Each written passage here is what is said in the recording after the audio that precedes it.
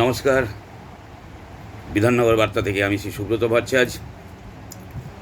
এই মুহূর্তে উত্তরপ্রদেশের একটি বড় ঘটনা আপনাদের সামনে তুলে ধরি দর্শক বন্ধু। যেটা আমাদের যে জিনিস আমাদের রাজ্যে পশ্চিমবঙ্গে হচ্ছে না তা নয়, পশ্চিমবঙ্গে হচ্ছে, কিন্তু পশ্চিমবঙ্গে কিন্তু এটা নিয়ে কোনো পশ্চিমবঙ্গ সরকারের কোনো হেলদোল নেই, বা এটা নিয়ে হিন্দুদের সেভাবে কোনো বিচারের আশা নেই। কিন্তু রাজ্যটার নাম উত্তরপ্রদেশ,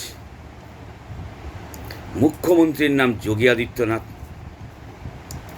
তাই উত্তরপ্রদেশের মতো রাজ্যে যোগী আদিত্যনাথের মতো সরকারে যদি এ ধরনের, অর্থাৎ কোন ধরনের, ধর্মান্তকরণের মতো কেউ অপরাধ করতে চায়, তাহলে বুঝতেই পারছেন তার উপরে কী হতে পারে। কারণ এটা তো পশ্চিমবঙ্গ নয়, পশ্চিমবঙ্গ সরকারও নয়, এটা হচ্ছে উত্তরপ্রদেশ, এবং উত্তরপ্রদেশের মুখ্যমন্ত্রী হচ্ছেন যোগী আদিত্যনাথ। তাই সেখানে তিনি কিন্তু কোনো জাতি, ধর্ম, বর্ণ দেখেন না।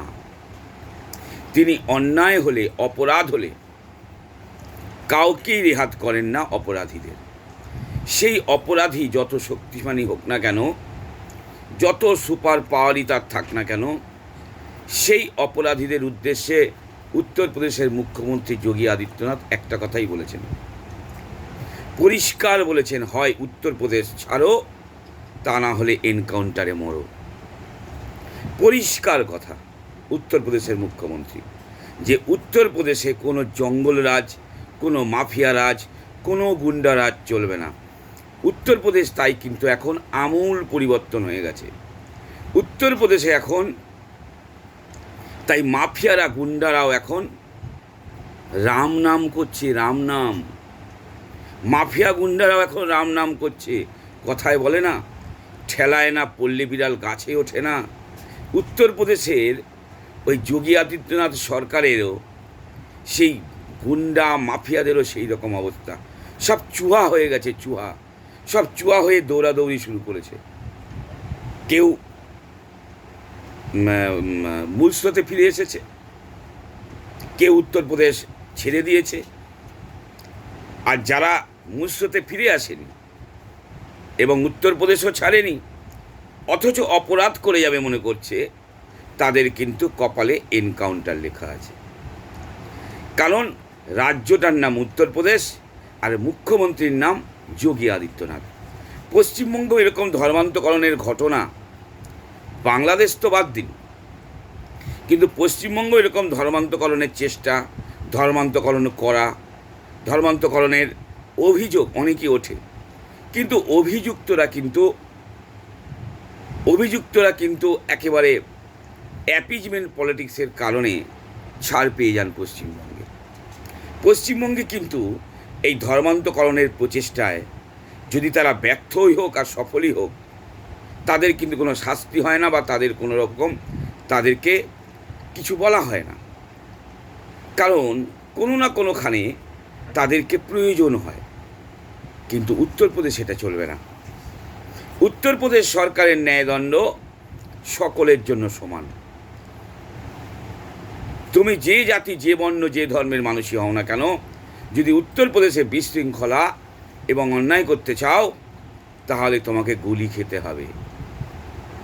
ওই যে গব্বর সিং বলেছিল না শোলে সিনেমায়, আপ তো গোলি খা।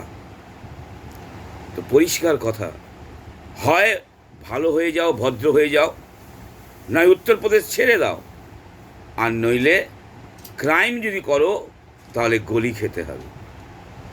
সেরকমই একটি ঘটনা সামনে এসেছে না, গলি করা হয়নি, কি করা হয়েছে শুনুন, আর কে যুক্ত সেটাও শুনুন।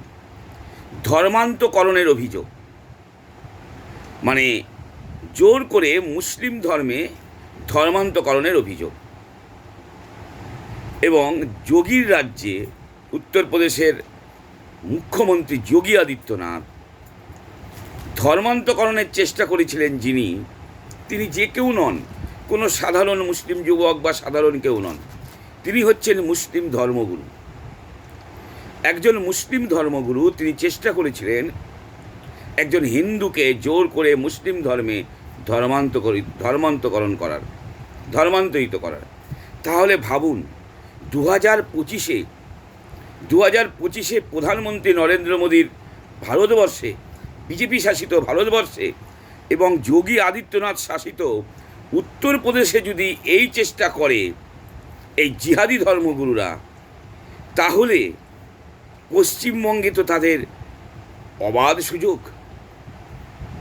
47 সালের পরে কংগ্রেসের শাসনের আমল থেকে, 47 থেকে শুরু করে যে 50-60 বছর কংগ্রেস রাজত্ব করেছে ভারতবর্ষে, অবলীলাক্রমে এরা হিন্দুদেরকে ধর্মান্তকরণ করেছে।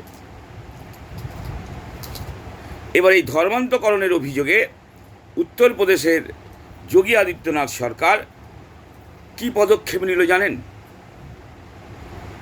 অবশ্যই স্কিপ করবেন না, পুরো ভিডিওটি শুনুন এবং সাবস্ক্রাইব করতে ভুলবেন না। সাবস্ক্রাইব করুন এবং ভালো লাগলে অবশ্যই শেয়ার করুন। এবং ঠিক রাত 10টা থেকে 10:30 আমি শ্রী সুব্রত ভট্টাচার্য বিধাননগর বার্তার লাইভে আপনাদের জন্য অত্যন্ত গুরুত্বপূর্ণ খবর নিয়ে হাজির থাকব। অবশ্যই মিস করবেন না। এবং এবার থেকে বিধাননগর বার্তা, ঘণ্টাখানেক বিধাননগর বার্তা, সঙ্গে আমি শ্রী সুব্রত ভট্টাচার্য। তো যাই হোক, কি হলো না, এবার অবৈধভাবে ধর্মান্তকরণের অভিযোগে উত্তরপ্রদেশের এক মুসলিম ধর্মগুরুর, তার একেবারে বিরাট প্রাসাদ, তার প্রাসাদ সমবাড়ি, তার এই যে দেখুন, আমি দেখাচ্ছি, এই যে দেখুন, প্রাসাদ সমবাড়ি, একেবারে বিরাট প্রাসাদ বানিয়েছে এই মুসলিম ধর্মগুরু। দেখেছেন কীরকম প্রাসাদ সমবাড়ি, তার এরকম প্রাসাদ সমবাড়ি বানিয়েছেন, একদম প্রাসাদের মতো বিলাসবহুল বাড়ি, কোটি কোটি টাকা দাম দিয়ে যে বাড়ি বানিয়েছেন এই ধর্মগুরু, মুসলিম ধর্মগুরু তিনি বানিয়েছেন। কোন ইমাম সাহেব হয়তো হবেন। তো তিনি হিন্দু থেকে একজন হিন্দুকে জোর করে মুসলিম ধর্মে ধর্মান্তরিত করেছিলেন, এই ধরনের একটি অভিযোগ উঠছে। যদিও বিধাননগর বার্তা এই অভিযোগের সত্যতা যাচাই করে দেখেনি। তো যেটা জানা যাচ্ছে, উত্তরপ্রদেশের যে মিডিয়া, সেই মিডিয়া সূত্রে অভিযুক্ত এই ধর্মগুরুর নাম হচ্ছে জালাল উদ্দিন ওরফে ঝাঙ্গুর বাবা। খবরটি কভার করেছে সংবাদ প্রতিদিন। এই অভিযুক্ত ধর্মগুরু অর্থাৎ ইমাম সাহেব, এই অভিযুক্ত ধর্মগুরুর নাম হচ্ছে জালাল উদ্দিন ওরফে ঝাঙ্গুর বাবা। ঝাঙ্গুর বাবা কি কলা খাবা? ভালো মতো, আর যদি কলা খেতে না পারো, এবার কোথায় যাবা সেটা ভেবে রাখো। কারণ উত্তরপ্রদেশ সরকার এই ঝাঙ্গুর বাবাকে এমন ঝাঙ্গর দিয়েছে যে তার একেবারে বিলাসবহুল রাজপ্রাসাদকে ভেঙে গুড়িয়ে দিয়েছে। এবার এই ঝাঙ্গুর বাবা এবার ভঙ্গুর রাজপ্রাসাদে তো আর থাকতে পারবে না। উত্তরপ্রদেশের পুলিশ প্রশাসন একেবারে বুলডোজার দিয়ে ভেঙে এই মুসলিম ধর্মগুরু, এই ইমামের এই ঝাঙ্গুর বাবা, যার আসল নাম জালাল উদ্দিন, তার রাজপ্রাসাদকে একেবারে বিলাসবহুল বাংলো, কোটি কোটি টাকা দামের এই বিলাসবহুল বাংলো তৈরি করেছে এই ইমাম, এই মুসলিম ধর্মগুরু। অবৈধ টাকা ছাড়া কী করে সম্ভব? অবৈধভাবে টাকা দিয়ে তৈরি তার এই বিলাসবহুল রাজপ্রাসাদকে গুড়িয়ে দিয়েছে উত্তরপ্রদেশ সরকারের, যোগী আদিত্যনাথ সরকারের পুলিশ প্রশাসন। একেবারে গুড়িয়ে দিচ্ছে। তো ঝাঙ্গুর বাবা কোথায় যাবে এবার? তাই বলছি, ঝাঙ্গুর বাবা এবার ঝাঙর বাজাবা নাকি ধাঙর হবা? ঝাঙ্গুর বাবা ধাঙর হবা নাকি ডুগডুগি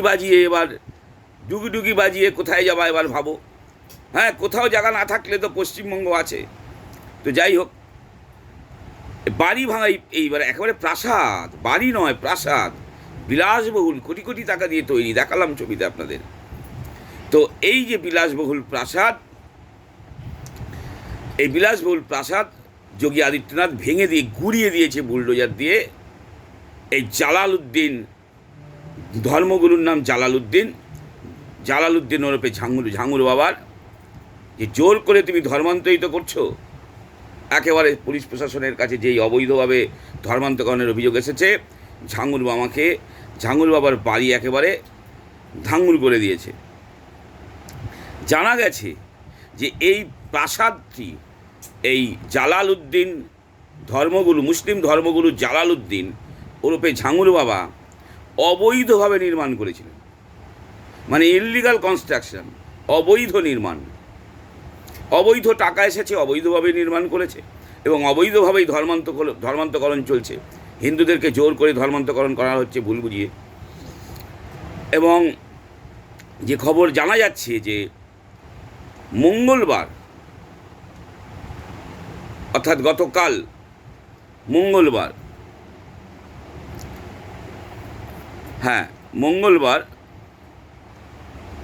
গতকাল সকাল 10:30 নাগাদ উত্তরপ্রদেশের কোতোয়ালির উথরৌলার মধুপুরে অবস্থিত জালালউদ্দিনের বাড়ি গুড়িয়ে দেয়। বাড়ি তো নয়, প্রাসাদ, বিলাসবহুল প্রাসাদ, কোটি কোটি টাকা দিয়ে তৈরি করেছে এই জালালউদ্দিন।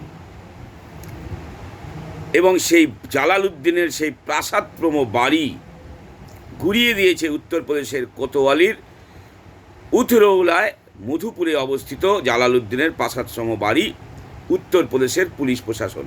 এবং বুলডোজার বাবা, উত্তরপ্রদেশের যোগী আদিত্যনাথ, আমরা বুলডোজার বাবা বলেছিলি, সেই বুলডোজার বাবার বুলডোজার একেবারে সরাসরি প্রাসাদে চলে আসে এবং প্রাসাদকে একেবারে ভেঙে মাটিতে মিশিয়ে দিয়েছে। দেখ কেমন লাগে, জোর করে ধর্মান্তকরণ করা। যদিও এই খবরের সত্যতা যাচাই করে দেখেনি বিধাননগর বার্তা। তো যেটা জানা যাচ্ছে যে বাড়িটি নিতু নবীন রোহরা ওরফে নাসরিনের স্ত্রী নবীন রোহরার নামে রেজিস্টার্ড। উত্তরপ্রদেশ সরকারের দাবি জালালউদ্দিন এই বাড়ি নির্মাণের অর্থ দিয়েছিলেন। উত্তরপ্রদেশ প্রশাসনের দাবি সরকারি জমিতে এই বাড়িটি নির্মাণ করা হয়েছিল। সরকারি জমি অবৈধভাবে দখল করে প্রাসাদ বানিয়ে নিয়েছে। বাড়ি খালি করার জন্য এর আগেও এই জালালউদ্দিনকে, যিনি আর কি ধর্মগুরু, মানে মুসলিম ধর্মের ধর্মগুরু, মানে নবী কি সাহেব বলে ওদের, ইমাম সাহেব, তো তাকে 3বার নোটিশ দেওয়া হয়েছিল এর আগেও প্রশাসনের তরফে। তো জালালউদ্দিনের বিরুদ্ধেও অভিযোগ আছে। শুধু তাই নয়, বাড়ি খালি করার যেমন পুলিশ প্রশাসনের থেকে, উত্তরপ্রদেশ পুলিশ প্রশাসনের থেকে তাকে 3বার নোটিশ দিয়ে রিমাইন্ডার দেওয়া হয়েছিল। পাশাপাশি জালালউদ্দিনের বিরুদ্ধে অভিযোগ তিনি নিতু, নবীন এবং তার মেয়েকে জোর করে ইসলাম ধর্ম গ্রহণ করতে বাধ্য করেন এবং এই জালালউদ্দিন জোর করে নিতু, নবীন এবং তার মেয়েকে জোর করে মুসলিম ধর্ম গ্রহণ করান এবং তারপরেই এই নিতু, নবীন এবং তার মেয়ে উত্তরপ্রদেশের মধুপুরে এসে বসবাস শুরু করে। জালালউদ্দিন তাদের জন্য এই বাড়ি তৈরি করে দেন। এই ঘটনার তদন্তে নেমে ইতিমধ্যেই জালালউদ্দিন, তার পুত্র মেহবুব, নিতু ও নবীনকে গ্রেপ্তার করা হয়েছে। পাশাপাশি রাজস্ব বিভাগের তরফে জালালউদ্দিনের সম্পত্তির তদন্তের নির্দেশ দেওয়া হয়েছে। পাশাপাশি এই সম্পত্তির মামলা, এই অবৈধভাবে সম্পত্তি করে তোলা হয়েছে কোটি কোটি টাকা দিয়ে এই প্রাসাদ, এবং আর অবৈধ টাকা পয়সা যে আসছিল তার তদন্তের দায়িত্ব দেওয়া হয়েছে। তদন্ত দায়িত্ব নিয়েছে কেন্দ্রীয় সংস্থা ইডি। তো প্রশাসনের তরফ থেকে দাবি জানানো হয়েছে যে এই বাড়ি থেকে অবৈধ ধর্মান্তকরণের একটা র্যাকেট কাজ করছিল।